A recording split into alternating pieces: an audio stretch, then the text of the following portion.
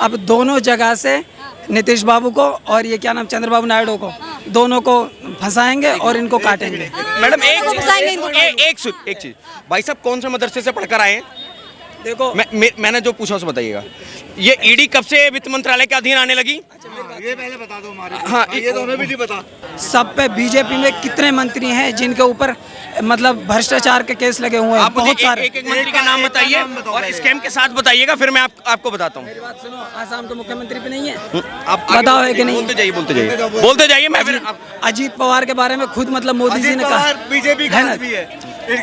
मेरी बात बीजेपी का आदमी है। मेरी बात सुनो, इनको कंप्लीट करने दीजिए। मैं इनको बीजेपी एनडीए में शामिल है वो। हाँ, अजीत पवार, समझ में आई बात? हाँ, राहुल गांधी जी किस केस में जमानत पर हैं? सोनिया गांधी जी किस केस में जमानत में हैं? केजरीवाल जी किस केस में अंदर हैं? सर क्या नाम है?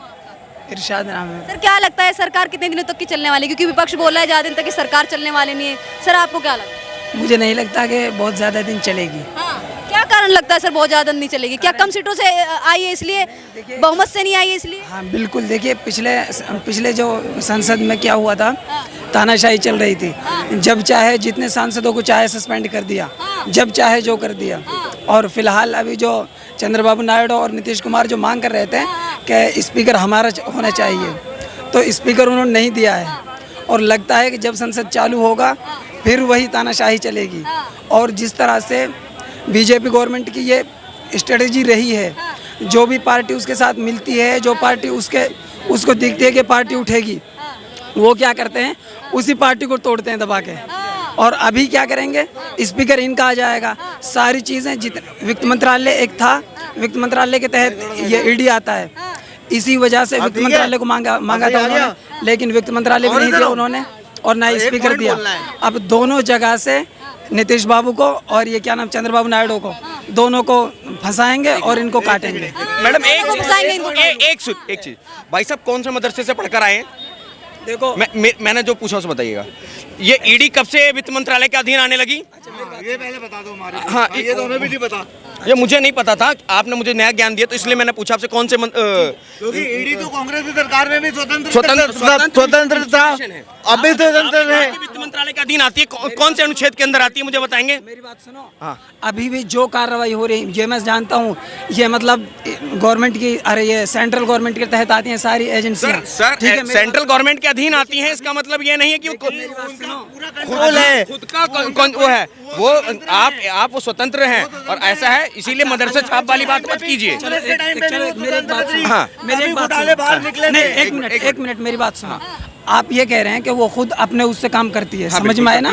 वो खुद मतलब अपने उसकी वो है, ठीक है, मैं समझ रहा हूँ बात आपकी। अच्छा मुझे बताइए, जो आसाम का जो वो मुख्यमंत्री है, उस पर घोटाला है? अजीत पवार पे घोटाला है? अच्छा, और बात सुनिए, आपके नीतीश कुमार पे पहले घोटाला का इल्जाम लग चुका है। मेरी बात सुनो। नीतीश कुमार जैसे व्यक्ति पर सुनो मेरी जिसके साथ इन्होंने सरकार, सुन लीजिए, नीतीश कुमार पहले बात पूरी करने दो, पहले बात पूरी करने दो।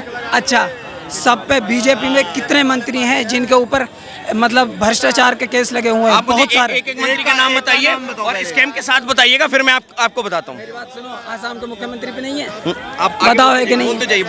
बोलते जाइए मैं फिर अजीत पवार के बारे में खुद मतलब मोदी जी ने कहा, बीजेपी का है ना? आदमी है। मेरी बात बीजेपी का आदमी है। मेरी बात सुनो, इनको कंप्लीट करने दीजिए। मैं इनको बीजेपी एनडीए में शामिल है वो। हाँ, अजीत पवार, समझ में आई बात? हाँ, राहुल गांधी जी किस केस में जमानत पर हैं? सोनिया गांधी जी किस केस में जमानत में हैं?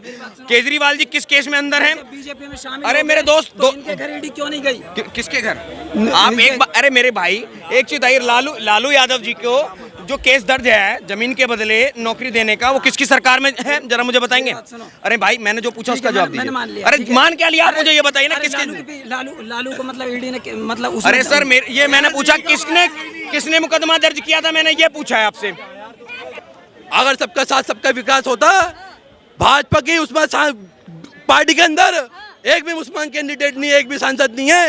ये सिर्फ जो विनाश करना जानते हैं, ये विकास करना नहीं जानते।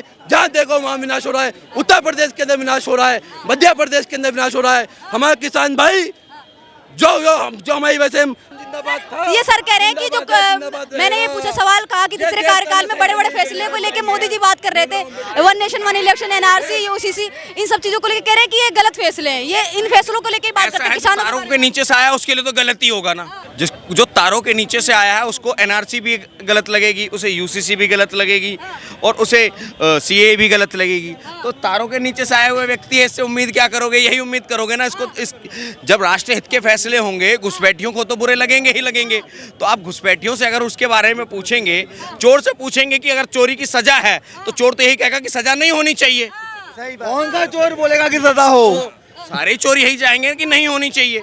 तो इनसे तो आप देखो सरकार तो जाननी नहीं है। हाँ, 5 साल बाद मोदी जी इस्तीफा देंगे। तो कह रहा है कि 13 दिन या 13 महीने की सरकार है, सरकार चलने वाली नहीं है, सरकार सिर्फ साल के एंड तक की है। कि आप ये गलत फहमी देखो आप भी यही हो, हम अभी भी सुन यही लीजिए, हैं। ये 2 लोगों के लिए कह रहे हैं कि 2 लोगों।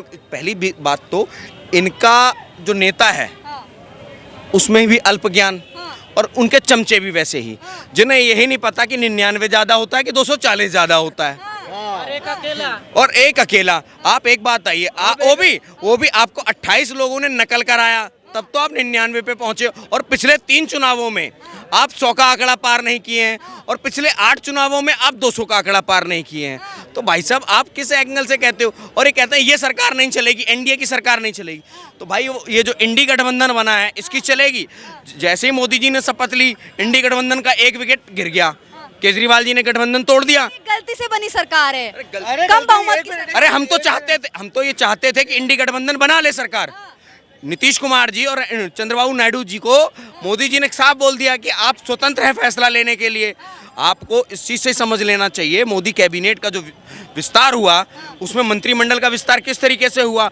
आप किस एंगल से देख रहे हैं कि ये बैसाखी की सरकार है? बैसाखी की सरकार होती तो चंद्रबाबू नायडू की चल रही होती या नीतीश कुमार जी की चल रही होती। मगर इन दोनों ने क्या बोला? मोदी जी हम आपके फैसले के साथ है। कैबिनेट का जो डिस्ट्रीब्यूशन हुआ, विभागों का डिस्ट्रीब्यूशन हुआ, इसमें किसी भी पार्टी ने, चाहे चंद्रबाबू नायडू जी की पार्टी हो, चाहे जेडीयू हो या अदर पार्टियां हो, किसी ने भी ऑब्जेक्शन नहीं किया। अरे यहाँ तो सारे के सारे चोर हैं। ये कहना चाह रहे हैं कि हम तो चोर हैं, मानो हमने 60 साल चोरी की है, कुछ कह रहे हैं हमने 10 साल चोरी की है। परंतु ये व्यक्ति जिसने 13 साल मुख्यमंत्री रहते हुए, 10 साल प्राइम मिनिस्टर रहते हुए एक चोरी नहीं की है, ये चोरी कर सकता है। आप इस बात के लिए बिल्कुल एक भी कैंडिडेट मुस्लिम क्यों नहीं है? इस चीज को लेके बहुत आरोप लग रहे हैं। एक बात है, पहली चीज तो देश के माइंड में जो नैरेटिव सेट किया जा रहा है कि मुस्लिम अल्पसंख्यक हैं। अल्पसंख्यक कहाँ से हैं? 27% की आबादी लेकर के आप अल्पसंख्यक की बात करते हो। आप उन अल्पसंख्यकों का हिस्सा खा के जा रहे हो जो अल्पसंख्यक हैं। एक्चुअल में सिख अल्पसंख्यक हैं, बौद्ध अल्पसंख्यक हैं, जैनी अल्पसंख्यक हैं, बुद्धिस्ट अल्पसंख्यक हैं। तो देश को पहली बार, भारत के इतिहास में पहली बार एक बौद्ध अल्पसंख्यक मंत्री मिला। वो उस बात की तकलीफ हो रही है। आप जब योगी और मोदी की जोड़ी को अब इस बार नकार दिया है, जनता ने नकार दिया, कम सीटें आई हैं। आप सुनिए, एक बात बोलूंगा, मोदी की और योगी की जोड़ी को इस बार नकारा नहीं गया है। हुआ ये था, अब के इलेक्शनों के अंदर जो यूपी में ये लोग हारे हैं, वो हारे किस वजह से, मैं आपको वो कारण बता देता हूँ। योगी आदित्यनाथ ने अपने 35 लोग, उनके जो खासम खास थे, जिनके ऊपर भरोसा था उन्हें, जो जीत सकते थे, उन्होंने मोदी जी को और इनको वो दिया था कि हमारी ये सूची है और मेरे हिसाब से ये जाने चाहिए। इनकी इंटरनल पॉलिटिक्स के चक्कर में हुआ ये कि उन 35 लोगों को ना लेके अमित शाह ने ये डिसीजन लिया कि जो पुराने वाले हैं या जो कुछ चेंज करने हैं उनको कर दिया जाए, जिसकी वजह से वो हार गए। तो उसका एकमात्र कारण ये रहा। दूसरा कारण जो ये आप कह रहे हो कि ये मुस्लिम वोट वाली जो बात है, वो उसमें ये है कि मुस्लिम, पहली बात तो ये मुस्लिम के अगेंस्ट नहीं है किसी भी लेवल पे। दिखाया नैरेटिव ये जाता है मीडिया के थ्रू और सबके थ्रू कि मोदी गवर्नमेंट जो है वो इन सबके अगेंस्ट है, ठीक है, जबकि ऐसा नहीं है। जो सीएए लेके आ रहे हैं, जो वो लेके आ रहे हैं, जैसा अभी भाई साहब ने कहा कि वो सारा एक नैरेटिव जो चल रहा है वो उनके लिए है जो तारों के नीचे से हैं, जो अवैध रह रहे हैं, ठीक है।